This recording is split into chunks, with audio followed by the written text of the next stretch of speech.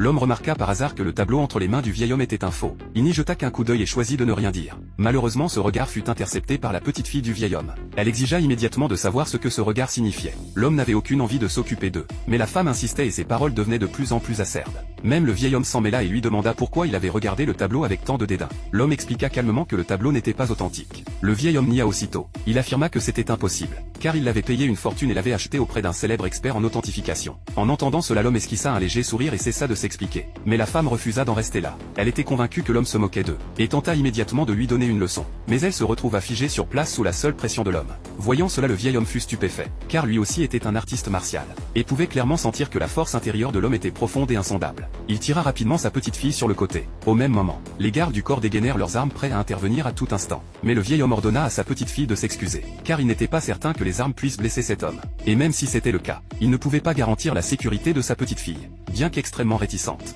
la femme marmonna tout de même des excuses. L'homme l'avertit de ne plus recommencer. Après tout, personne n'avait jamais osé lever la main sur lui. Sur ces mots, il frappa légèrement dans sa paume. Une force terrifiante projeta instantanément tout le monde au sol. Le vieil homme fut complètement abasourdi, car il reconnut là une force intérieure extériorisée légendaire. Une technique que seuls les grands maîtres possédaient. Il présenta immédiatement ses excuses les plus sincères. L'homme ne prit pas l'incident au sérieux, ce qui permit enfin au vieil homme de respirer. Il lui demanda alors humblement pourquoi il avait dit que le tableau était faux. Après tout, il avait été authentifié par plusieurs autorités du milieu. Face à une attitude si sincère, l'homme décida de le prouver sur place. Il projeta sa force intérieure et effleura le tableau d'un doigt. L'instant d'après, un fin fil fut extrait. Il expliqua qu'il s'agissait de nylon, un matériau synthétique. Quelque chose d'impossible à trouver dans un tableau vieux de 700 ans. Ce n'est qu'alors que le vieil homme réalisa qu'il avait été escroqué. Il demanda à sa petite fille de ranger le tableau. À ce moment-là, l'homme remarqua quelque chose d'inhabituel. À l'intérieur du coffret contenant le tableau se trouvait une perle cachée. Une perle qui se trouvait justement pouvoir améliorer sa cultivation. Il demanda donc audacieusement le coffret au vieil homme. Le vieil homme accepta sans hésiter. Face à une telle générosité, l'homme promit qu'il pourrait formuler une requête. Le vieil homme fut ravi,